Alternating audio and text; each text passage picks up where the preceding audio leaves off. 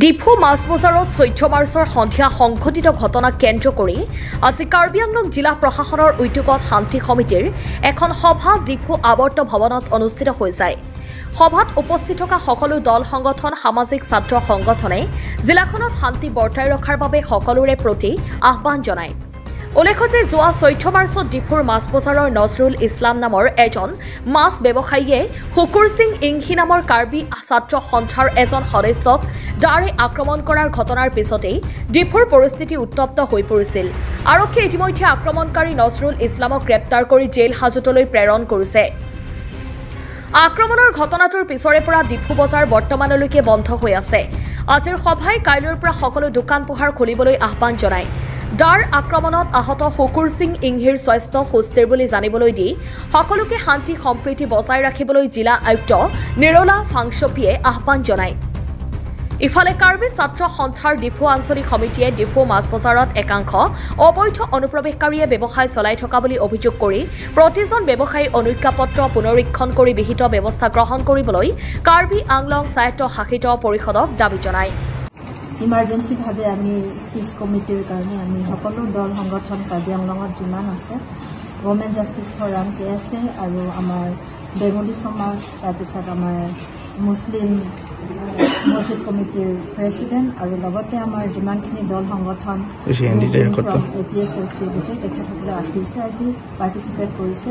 আমি আজি মেইন কাৰণটো হৈছে আজি মিটিং পিছ কমিটিৰ মিটিং মূল উদ্দেশ্য হৈছে যে আমাৰ 14 তাৰিখে আমাৰ ডিফু মাছ বজাৰত যিটো ঘটনা ঘটি গৈছে এৰাউণ্ড 7 o'clock ৰাতি, সেই ঘটনাত আমাৰ কাৰ্বি ল'ৰা এজন হুকুৰ সিং ইংহিক আমাৰ নজৰুল ইছলাম বুলি ল'ৰাটো তেখেতেও মাছ বিক্ৰী কৰে, তেখেতে দাৰে আঘাত কৰাৰ কাৰণে ইমিডিয়েটলি সেই আছামিক নজৰুল ইছলামক এইটো কৰায়ত্ব কৰা হৈছে আৰু তেখেতৰ আগেইনষ্টত ডিফু পুলিচ ষ্টেচনত PS case number 18/25 under section 296/118 within bracket 109 BNS আণ্ডাৰত তেখেতক অলৰেডি জেল হাজত প্ৰেৰণ কৰা হৈছে আৰু আমাৰ হুকুৰ সিং ইংহি তেখেতক ফাৰ্ডাৰ বেটাৰ মেডিকেল ট্ৰিটমেণ্টৰ কাৰণে গুৱাহাটী মেডিকেল কলেজলৈ পঠোৱা হৈছে। এতিয়া বৰ্তমান তেখেত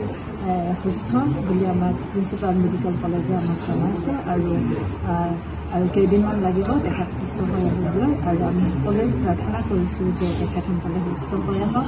আৰু আজি যিটো শান্তি কমিটি সকলোৱে মত বিনিময় কৰিছে যে শান্তি হ'ব লাগে, শান্তি আমাৰ কাৰ্বি আংলঙত বৰ্তাই ৰাখে। আমি আগতে ইয়াত আমাৰ মিডিয়া বন্ধুসকল ইয়াতে আমাৰ ডিফু ৰিজনেল কমিটিত ডিফু KSA অফিচত আহিখিনি আমাৰ লগত ডিফু ৰিজনেল কমিটিৰ লগত ইণ্টাৰেকশ্যন কৰাটো বহুত ভাল থাকিলে। তাৰপিছত কেছটো এইটো 14 ডেট 14 দিনা হৈছিলে, ইভিনিং 5:30 এনেকুৱা টাইমত হৈছিলে কেছটো। তাৰপিছত কেছ শুনাৰ পাছত আমি ডাইৰেক্ট আহিলোঁ।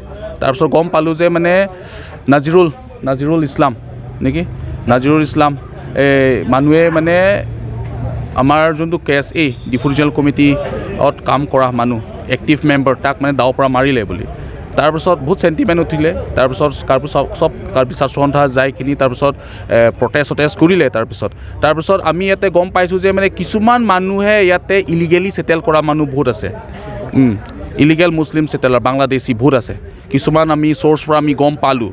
আৰু যোনটো মানুহে ইয়াতে মাৰিখিনি গুচি যাবও পাৰে, কিন্তু ইয়াতে পাৰ্মানেণ্ট ছেটেলাৰ নহয়, নিজৰ ঘৰ নাই ইয়াত। যদি মানুহৰ ঘৰ নাই, মানুহৰ যিটো বাৰী নাই, সিহঁতে মানুহটো মাৰি গুচি যালেও আমাৰ একো খবৰ চবৰ নাথাকে।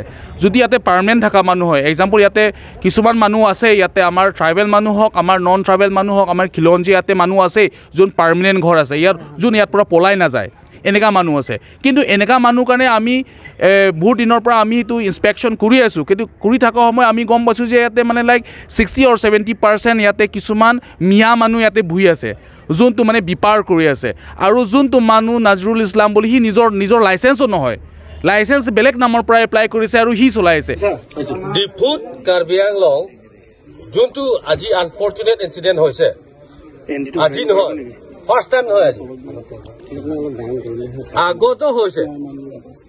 আপোনালোকে জানিব পাৰে যে আমাৰ PDCK লিডাৰ কংকা তেৰণক ইয়াত মাৰি পেলাইছিলে মাছ ডিফু মাছ বজাৰত ডিফু মাছ বজাৰত আমাৰ পিডিচিকে লিডাৰক প্ৰকাশ তেৰণ ডাঙৰীয়াক ইয়াত মাৰি পেলাইছিলে তেতিয়াও আমি এগেইনষ্ট গৈছিলো ধাৰণা কৰিছিলো তথাপিও প্ৰশাসনে একো ইমান ষ্টেপ লোৱা নাই আজি এইটো বস্তু ইয়াত ডিফু হ'বলগীয়া যোনটো হৈ গৈছে আপোনালোকে জানে ইয়াত হ'বলগীয়া বস্তুটো আগত যদি ভাল ষ্টেপ ল'লেতো আজি নিচিনা এনেকুৱা চিটুৱেশ্যনটো নহ'লেহেঁতেন কাৰণ আজি ইয়াত ডিফু বজাৰত আমি নামতেহে ডিফু আমি নামতেহে কাৰ্বি আংলং আমি নামতেহে ছিক্স ছিডুল আমি নামতেহে কি কয় এইটো ট্ৰাইবেল এৰিয়া নহয় খিলঞ্জীয়া কিন্তু নহয় ইয়াত হ'ল বাৰ বাৰ আমাক এটেক কৰা